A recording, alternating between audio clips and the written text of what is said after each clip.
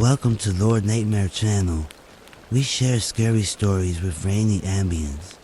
I hope this video helps you in some way to sleep, relax, or just be entertained for a while. If you enjoy it, please think about subscribing and hitting the thumbs up button to help my channel out. Now let's begin.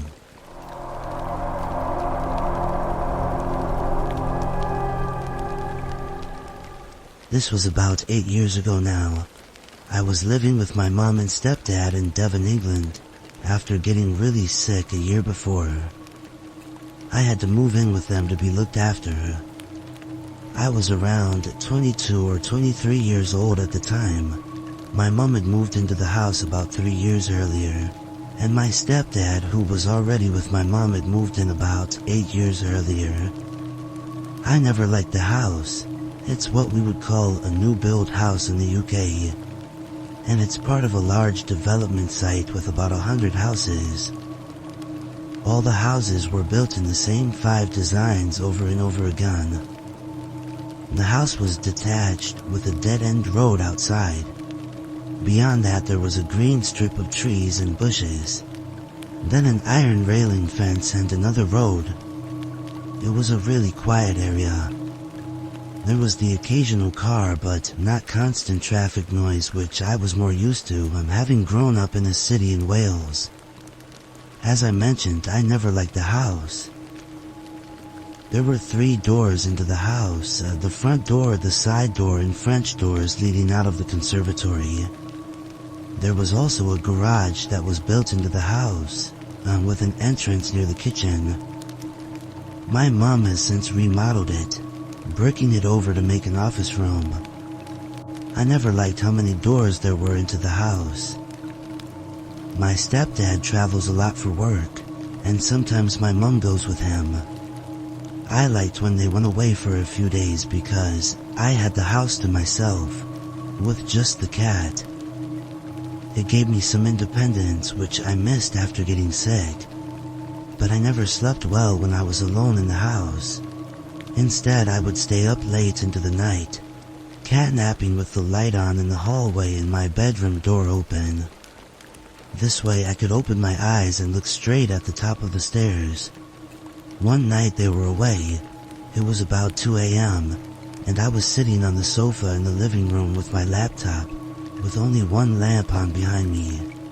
Every door was locked, and I double-checked them twice before I was comfortable enough to close the curtains. The curtains were really heavy, and they didn't let any light in or out, so I was sure no one could see the light that was on behind me. The living room door was mostly closed. I was stretched out on the sofa with my laptop on my lap, and at my feet the cat was asleep. I'm not sure what I was doing on my laptop, maybe studying, but more likely scrolling through Tumblr. As I sat there, the cat stirred and lifted her head, tilting it toward the front door. I couldn't see the front door from where I was sitting because of the living room door being partially closed. To be honest, when the cat woke up, I wasn't really paying attention. She is a quite timid cat who gets startled by nothing, or maybe she can see demons. The cat stirred properly, still looking intently at the living room door. As I finally paid attention to her, I noticed that the hallway beyond the door was lit up by the porch, a security light through the glass window in the front door. I was wary, but not overly worried right away, because I had noticed that the light comes on when foxes run past the house. I got up and moved toward the living room door, but before I opened it, I heard the handle of the door being slowly pulled down. It was an old wooden door, not the usual PVC door. It had a basic mortise or sash lock. I had locked the door, removed the key earlier, and put across some very flimsy bolts at the top and bottom. I could hear the handle being really slowly pulled down because it squeaked slightly along with the faintest rattle of the door, and I was terrified. I grabbed my cell from the coffee table quickly and preloaded 999 into it, so I just had to press call if needed, before opening the living room door. The porch light was still on, and through the frosted glass I could see the outline of a man standing to one side of the door. The handle was pressed all the way down. I froze for a second, unsure of how to react. The handle wasn't opening the door, but he wasn't letting go. I could see the door move slightly as he seemed to push against it. I finally shouted out something along the lines of, "Oi, what the hell do you think you're doing?" The handle snapped back up and I stepped into the hall so he could see me through the glass, just like I could see him through it. There was a pause, what felt like the longest 5 seconds of my life, as we stared at each other. Then the outline ran back up the driveway and it was too dark to see where he went. I didn't sleep that night at all and kept going around making sure the doors were still locked. The next day my mom and stepdad came home and I explained what had happened to my mom. She thought maybe it had been someone drunk, coming home from the pub and getting the wrong house. She told me not to worry too much about it. A few years later, after I had moved back to Wales and my mom stayed alone in the house when my stepdad went away again, she was lying in bed on her laptop. The cat, the same one, was lying at the top of the stairs, around 1 a.m. My mom had her bedside light on but no other lights in the house. As she watched, the cat stirred and looked down the stairs, directly at the door. My mom got up to see what she was looking at. Looking down at the front door, she could see someone through the glass, trying to handle a gun. She slapped the lights on as quickly as she could and yelled down at them. Whoever it was also ran off. I'm not sure if the two instances are linked considering the time gap between them. But if the person or people who keep trying to enter my parents' house could please go away and never come back, that would be great.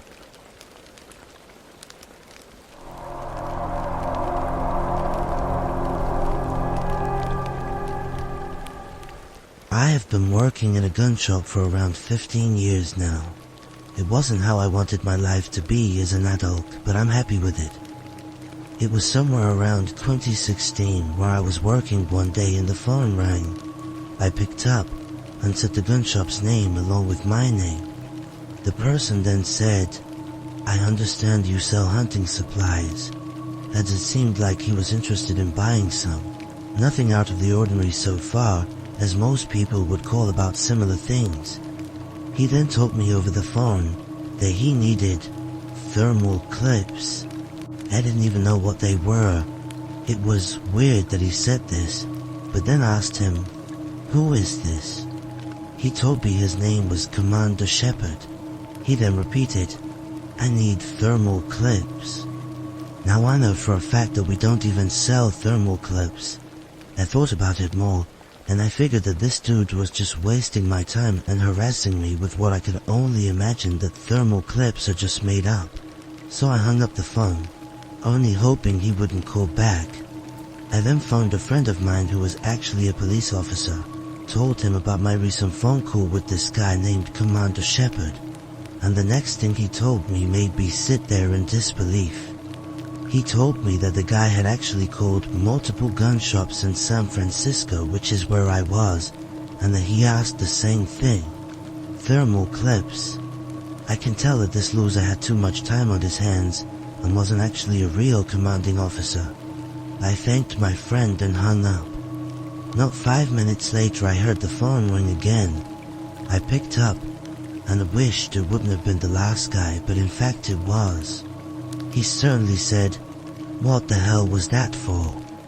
I told him I had a trace on this call and actually phoned a friend who was a police officer and that it was harassment and that he could go to jail. He then expressed how he didn't give an ass about our security, and I again hung up the phone because I didn't want to acknowledge him anymore. I thought, as probably all of us did, it would be the end of it. The phone then rang 5 minutes later, and before I could even say anything, a familiar voice said again, "Maybe we can figure this out." At this point I had already traced the number and reported it. I told him to keep talking. What he said next would leave me intimidated for a long time. He threatened me, shouted over the phone that he would cut my balls off and sell them. I was about to lose it. I told him this call was being traced while the phone was beeping, as those were the sounds of it being traced. He screamed at the top of his lungs that he's getting a lot of BS on this line, and then I warned him that if he called back one more time, I would press charges and hung up the phone. I got my wish granted as he never called back, but what was his deal? This call still plays back in my head. I just hope he'll never call our store again, and I wonder what it was all about.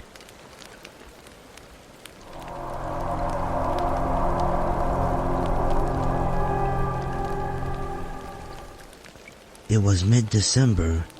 I was only 17 at the time, and every year just before Christmas week, my mom had to go on a 3-day business trip for work. Being an only child that lived just with my mom, I'd spend these days that she was gone, home alone. Usually she'd leave just before winter break, so I'd be in school for most of the day. But this year she left the same day that our school let out for the holidays. I had the house to myself and wanted nothing more than to stay inside and chill all day. Our city was going through somewhat of a snowstorm, so I couldn't really leave the house anyway. I made some of the food that was left for me and found a new movie to watch. I had to pause it several times throughout the couple hours though, because the wind and snow would suddenly pick up and get really loud. It seemed like every time I looked outside, the weather was worse. Then, around 7 or 8, someone was walking up to the front door. I could hear their footsteps kicking against the snow, and they coughed several times as they slowly made their way up to the porch. I didn't have a clue who it could be. I paused everything and looked at the door, waiting for them to knock or ring the doorbell. As more time passed though, I could feel myself getting nervous, as something didn't feel right. I want to say I waited 3 or 4 minutes, not hearing anything, before I went up to the door and looked outside. Nobody was there. I could see the footsteps coming right up to the door, then going back the way they came. I was really confused how clearly I heard them walk up, but somehow I didn't hear them leave. Also, with the snowstorm outside, what reason could someone have to come up to my house? I think the only reason I could settle on was that the snow made it difficult to see, and they mistook my house for theirs. Maybe they realized once they got up to the porch and didn't want to alarm anyone, so they quietly left. It's probably a bit of a stretch, but I guess it was possible. After a while, I'd mostly stopped thinking about the situation and was more caught up worrying about the storm. The power cut out a few times, lasting for several minutes before it came back on. Because of that, I couldn't really watch TV or anything, so I just sat on the couch and scrolled on my phone. It was maybe around 11 when, through the harsh wind, I heard a thump against the house. I initially ignored it, but only a few moments later, the power cut out again. Thinking the thump might have caused it, I got up. It sounded like it was from the side near the kitchen, so I turned my phone light on, then walked over and looked around. I thought it was probably just a coincidence that the power shut off right after I heard the thump, but I just wanted to be sure nothing happened. I didn't see anything, and I started to walk away. Hey! I jumped and looked at the back door, seeing a man standing against the other side. The back porch light wasn't on, so he was mostly covered by the dark. I could only see his face peering in at me. Hey kid, would you get the door for me? It's freezing out here, he said, putting his hand on the door and trying to open it. My head wasn't fully grasping the situation yet, and I kind of just stood there and stared at him. Kid, get the door, please. Something gave me a bad feeling. I knew better than to trust this guy, even though it was a blizzard outside. The man started coughing, and I started to back off, and the man's face instantly fell into a disturbing frown. "Open the fucking door," he yelled, banging his fist against it several times. I ran back to the couch and got my phone. I then stood in the hallway and watched the man as I dialed 911. My phone was struggling to hold service and kept dropping the call, but after a few tries, I was able to get through long enough to ask for help. The man at the door continued to yell at me and hit the door, but eventually ran off. I'm assuming the snowstorm caused some trouble for the police, as they didn't make it until nearly 30 minutes after. I told them what I could, and I called my mom to let her know what happened. Nobody really knew what to think of it. He could have been stalking me and trying to guilt me into letting him in, or he could have actually been in need of help, although it's unlikely. I never saw him again after that night though.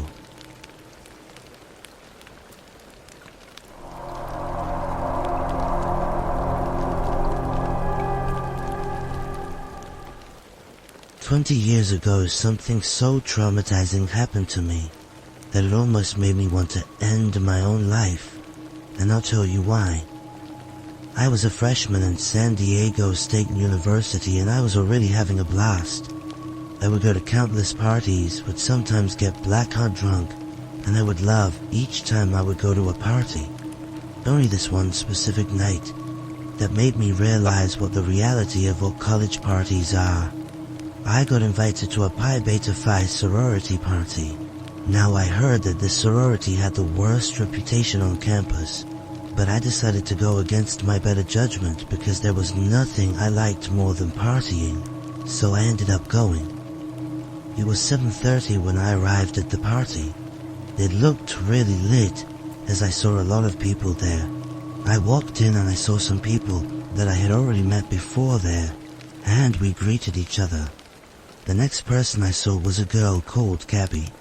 I saw her at prior parties, and she was also in my English class. We said hello to each other, gave each other a hug, and spoke for a little while, and then she told me she had to use the restroom. She was gone for about 5 minutes. After the time had passed, I saw a wallet dropped behind me. I turned back to see who had dropped it, and it was Gabby right behind me. She asked if I could pick it up for her.